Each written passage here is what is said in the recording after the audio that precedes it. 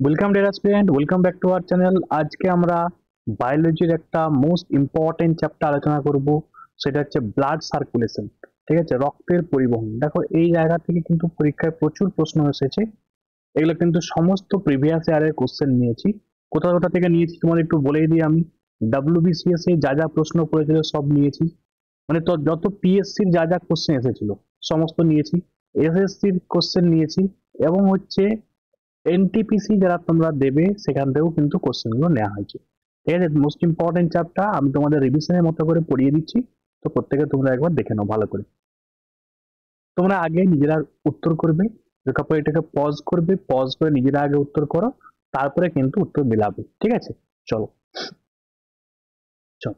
দেখো কি আছে, ব্লাড সার্কুলেশন। দেখো, প্রথম প্রশ্ন এটা দিয়েই হয় যে ব্লাড সার্কুলেশন সিস্টেম বা রক্ত সংবহন তন্ত্র কে আবিষ্কার করেন।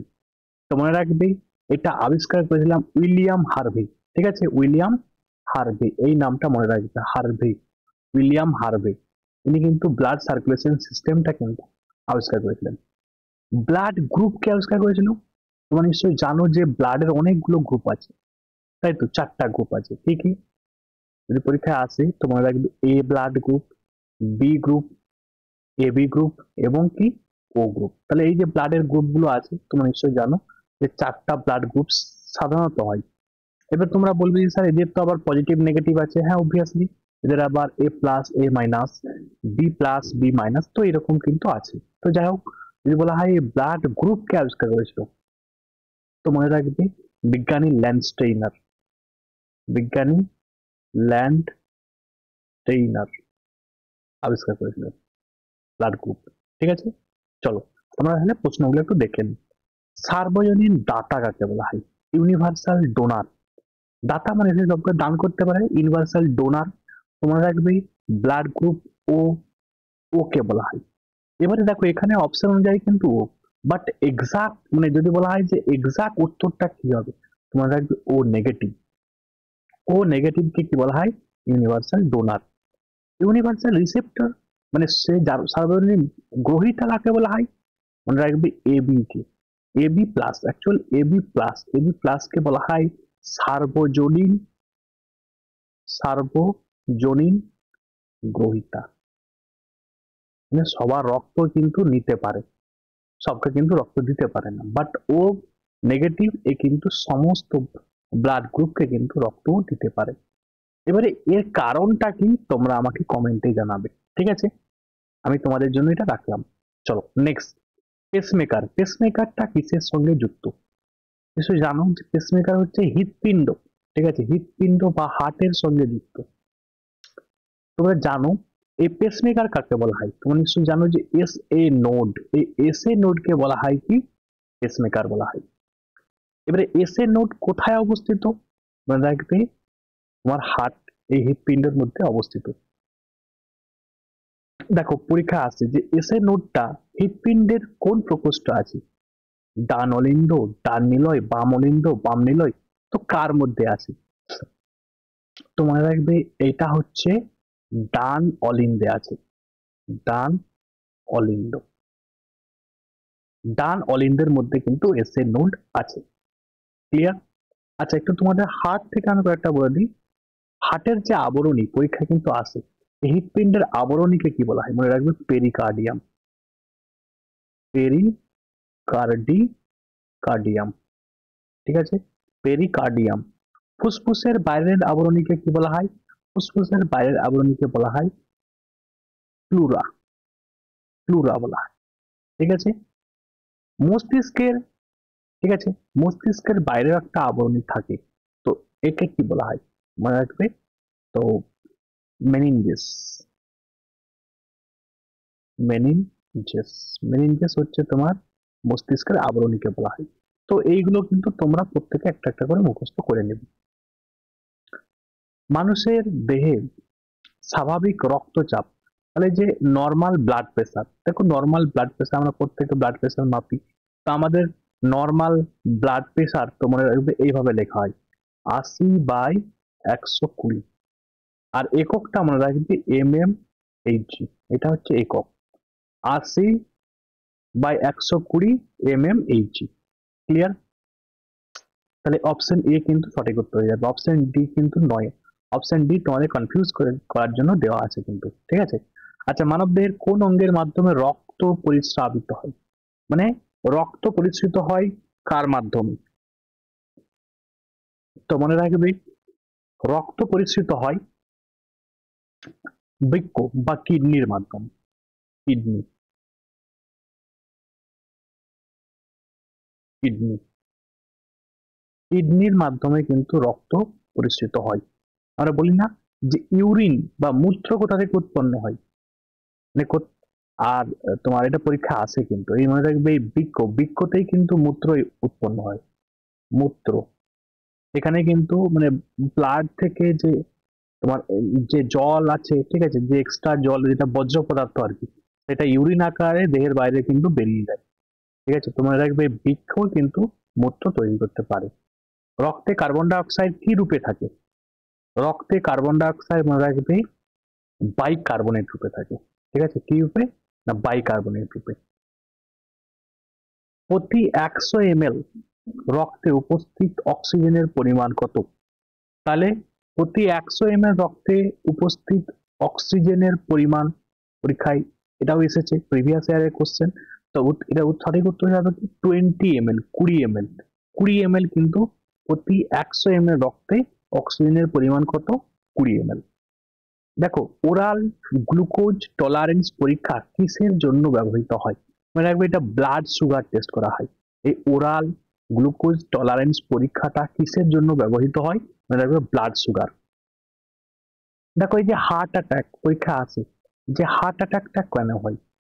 মনে রাখবে হার্টেরও কিন্তু ব্লাডের প্রয়োজন হয়। এবার আমরা মধ্যে মাথার মধ্যে একটা এরকম থাকে যে হার্টের মধ্যে তো অনেক ব্লাড, তাহলে সে তার নিজের ব্লাড তো নিয়ে নিতে পারছে, মানে তার যদি প্রয়োজন পড়ে, তার যদি অক্সিজেনের প্রয়োজন পড়ে, তাহলে সে তো ওখান থেকেই নিয়ে নেবে না। এটা কিন্তু নয়, এর কিন্তু করোনারি আর্টারি থাকে। ঠিক আছে, করোনারি আর্টারি।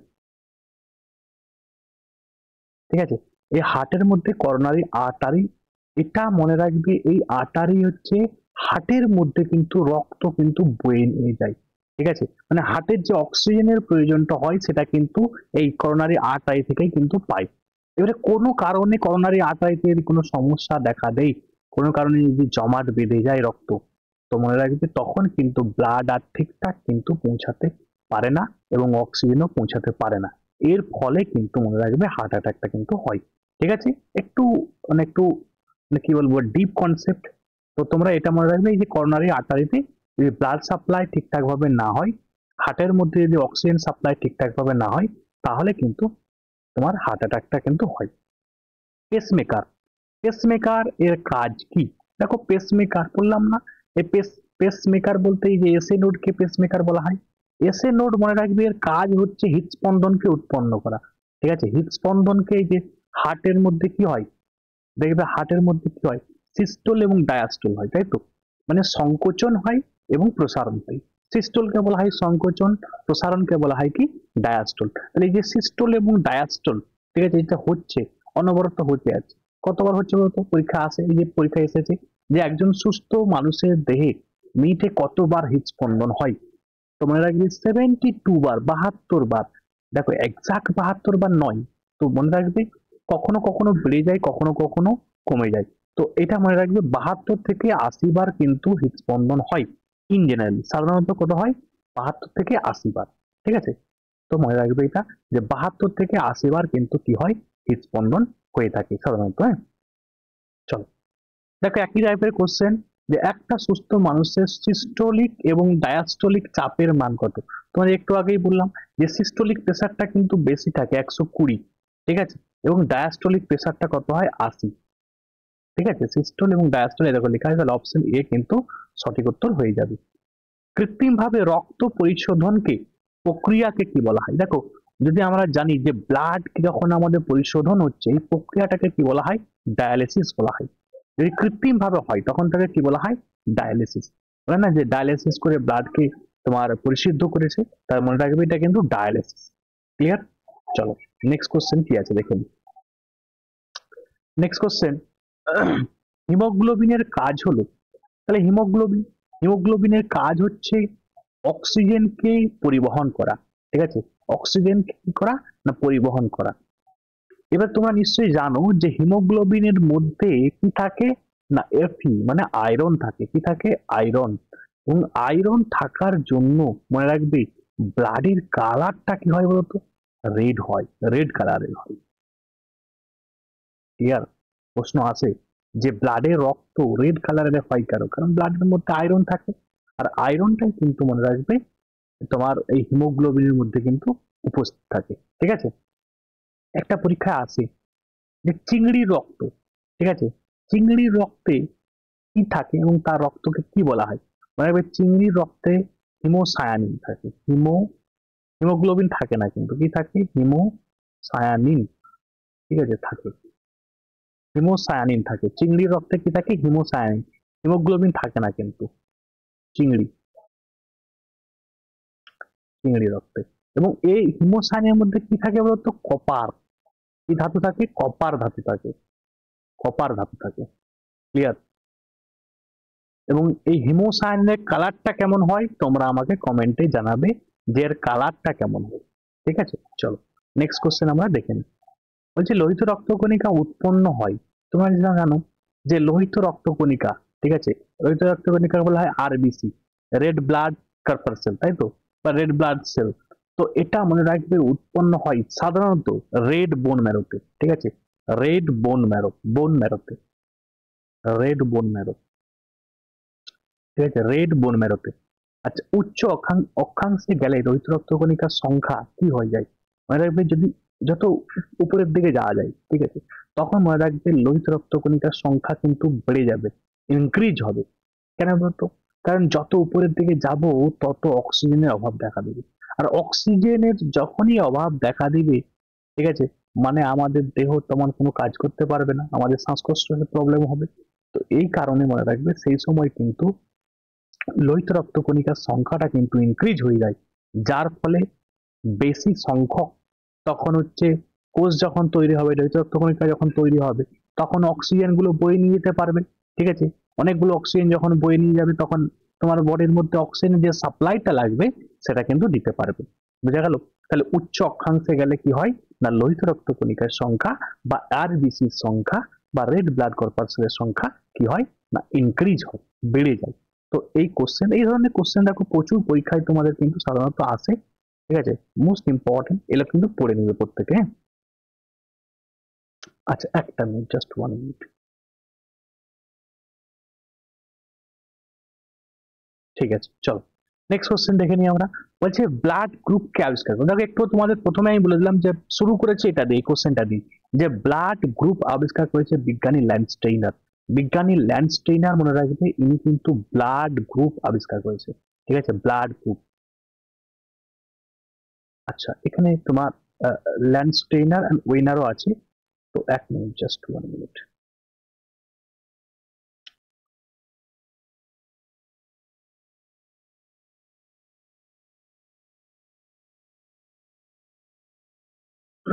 চলো এবারে দেখো তাহলে এটা সঠিক উত্তর কি যাবে, ল্যান্ডস্টেইনার, ঠিক আছে, ল্যান্ডস্টেইনার ওয়েনার করার দরকার নেই, তো মনে রাখবে ল্যান্ডস্টেইনার, হ্যাঁ, ব্লাড গ্রুপ শুধু বলেছে না।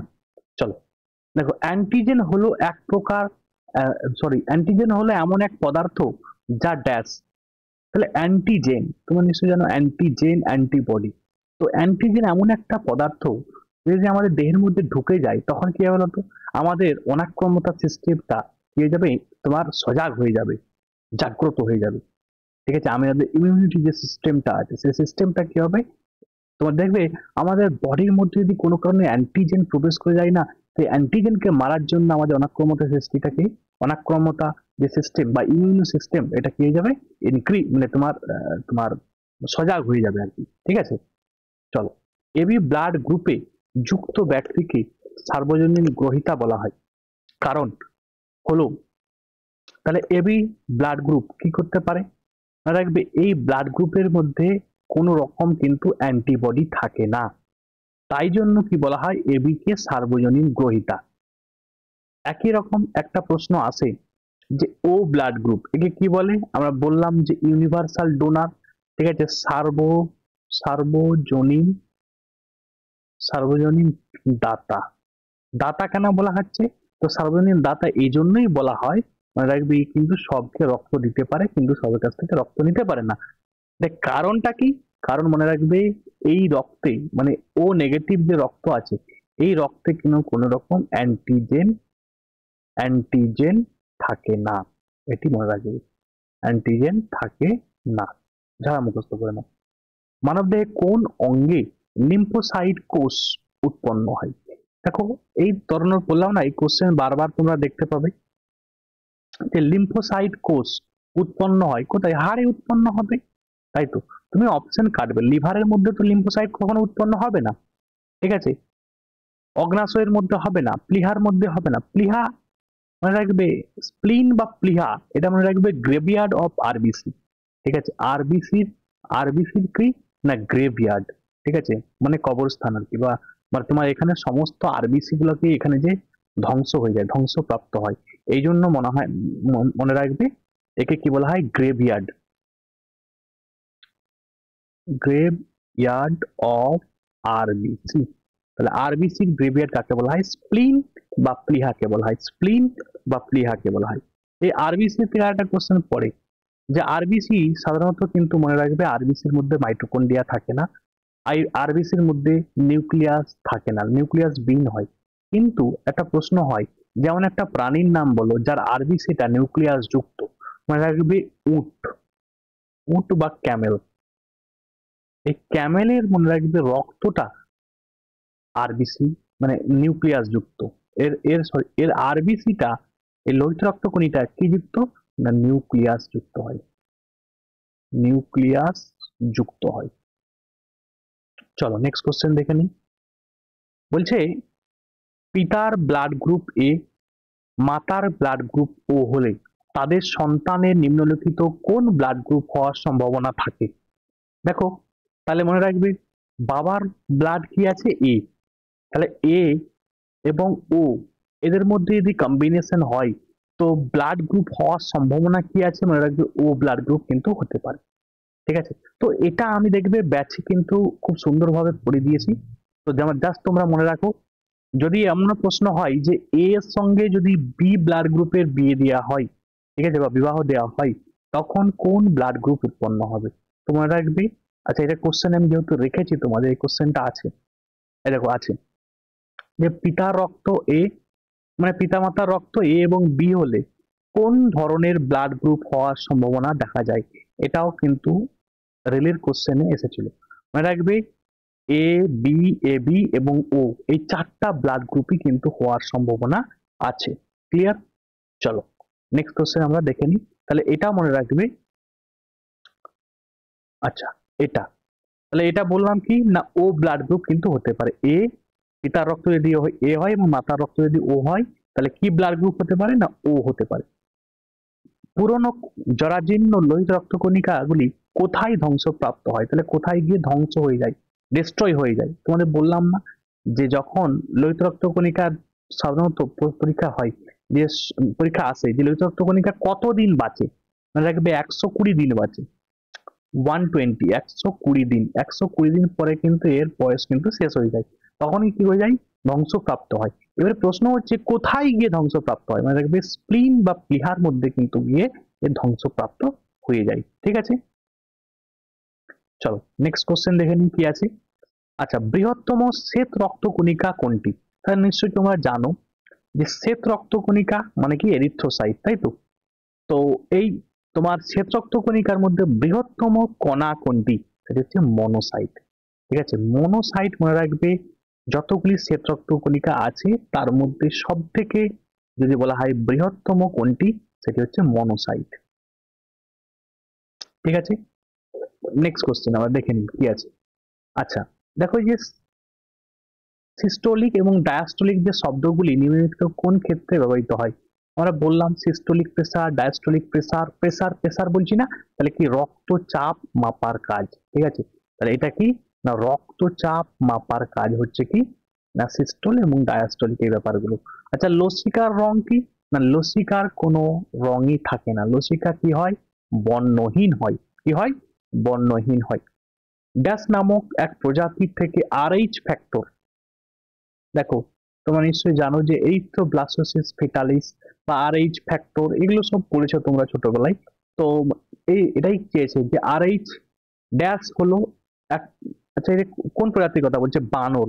তোমরা নিশ্চয়ই জানো যে বানর, ঠিক আছে, বানরের এক প্রজাতির নাম থেকে আরএইচ ফ্যাক্টর এর গণনা কিন্তু করা হয়েছে, মানে নামকরণটা কিন্তু করা হয়েছিল। রক্তে কোন উপাদান মানবদেহে প্রবিষ্ট জীবাণুর বিরুদ্ধে লড়াই করে? তাহলে রক্তের মধ্যে কোন উপাদানটা আছে যেটা কি করে না, কোনো জীবাণু যদি তোমার দেহের মধ্যে ঢুকে যায় সে কিন্তু প্রহরীর মতো কিন্তু লড়াই করে? শ্বেত রক্তকণিকা, ঠিক আছে, শ্বেত রক্তকণিকা।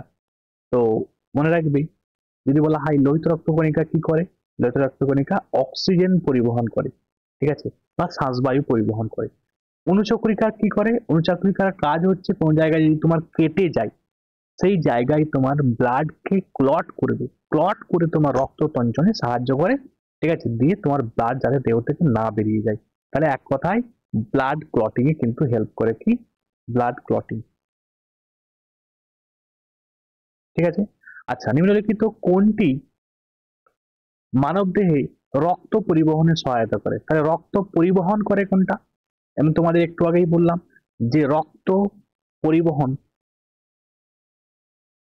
রক্ত পরিবহন নয়, এটা অক্সিজেন পরিবহন করে। তো এরিথ্রোসাইট, এরিথ্রোসাইট মনে রাখবে এই কিন্তু কাজ হচ্ছে তোমার মানে ব্লাড পরিবহন বলতে এখানে অক্সিজেন পরিবহনের কথা বলা হয়েছে কিন্তু, হ্যাঁ। আচ্ছা, তারপর দেখো 18 নম্বর কোশ্চেন বলছে নিম্নলিখিত কোন কোষ অ্যান্টিবডি উৎপাদন করে? অ্যান্টিবডি, তো মনে রাখবে দেখো অ্যান্টিবডি, তাহলে দেখো অ্যান্টিবডি কে উৎপন্ন করে? মনে রাখবে এই তোমার লিম্ফোসাইট, ঠিক আছে, লিম্ফোসাইট মনে রাখবে এই কি করতে পারে না অ্যান্টিবডি কিন্তু উৎপন্ন করতে পারে। ক্লিয়ার?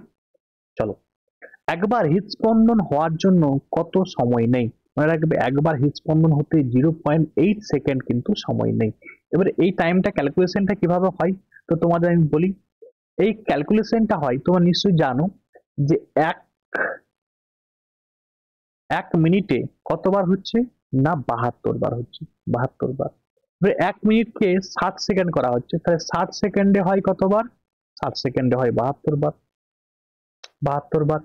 1 সেকেন্ডে কতবার হবে? 1 সেকেন্ডে, তাহলে 72/60, তাই তো, 72/60। তুমি কাটাকাটি করবে দেখবে ওই 1 মিনিট তোমার একবার হৃদস্পন্দন হতে কত সময় নেই। এটাকে উল্টো ভাবে করতে হবে, 72 বার হয় 60 মিনিট, 72 বার হতে সময় নেই কত? 60 সেকেন্ড। একবার হতে কত সময় নেবে? 60/72, ঠিক আছে। কাটাকাটি করো দেখবে একই জিনিস আসবে, 0.8 সেকেন্ডই আসবে কিন্তু, হ্যাঁ। চলো নেক্সট কোশ্চেন কি বলছে? বলছে কোন রক্তকণিকা দেহে রোগ প্রতিরোধ ক্ষমতা গড়ে তুলতে সাহায্য করে? লিউকোসাইট, লিউকোসাইট মানেই কিন্তু শ্বেত রক্তকণিকা, শ্বেত রক্তকণিকা। জীবদেহে কোন পদার্থ প্রবেশ করলে অ্যান্টিবডি উৎপাদিত হয়? হ্যাঁ, তাহলে কোন পদার্থ প্রবেশ করলে? মনে রাখবে অ্যান্টিজেন, যদি অ্যান্টিজেন আমাদের দেহের মধ্যে প্রবেশ করে যায় তাহলে কি হয়? অ্যান্টিবডি উৎপন্ন করে ওই অ্যান্টিজেনকে মেরে ফেলার জন্য। বললাম না যে যদি আমাদের দেহের মধ্যে অ্যান্টিজেন কোনো কারণে প্রবেশ করে যায় তাহলে আমাদের ইমিউনি সিস্টেম যেটাকে বলা হয়, মানে ইমিউনি সিস্টেমটা অ্যাক্টিভ হয়ে যায়। অ্যাক্টিভ হয়ে যে কি তৈরি করে বলতো? এই তোমার এর এই অ্যান্টিজেনের চারপাশে কিন্তু ঘেরে নেয়, ওরা ঘিরে দিয়ে কি করে মেরে ফেলে। তো এটা হচ্ছে তোমরা নিশ্চয়ই জানো, যদি কোনো তরল পদার্থকে খেয়ে নেয়, তরল পদার্থ, তখন সেটাকে বলা হয় পিনোসাইটোসিস। কোনো যদি কঠিন পদার্থকে, কঠিন অ্যান্টিজেনকে মারে তখন ফ্যাগোসাইটোসিস। তাহলে দুটো পদ্ধতিতে কিন্তু মারে। কি বললাম? একটা পিনোসাইটোসিস, পিনোসাইটোসিস, আর একটা কি বললাম? ফ্যাগোসাইটোসিস, ফ্যাগোসাইটোসিস, সাইটোসিস, ঠিক আছে। তো আজকে এখান পর্যন্তই ছিল, এই কয়েকটা কোশ্চেন নিয়েছি। আশা করছি পরবর্তীতে আরো তোমাদের ভালো করে আমি পড়াবো, ঠিক আছে। তো এই কোশ্চেন গুলো প্রত্যেকে তোমরা পড়ে নিবে। আজকে এখান পর্যন্ত, থ্যাংকস ফর ওয়াচিং, প্রত্যেকে ভালো থাকবে।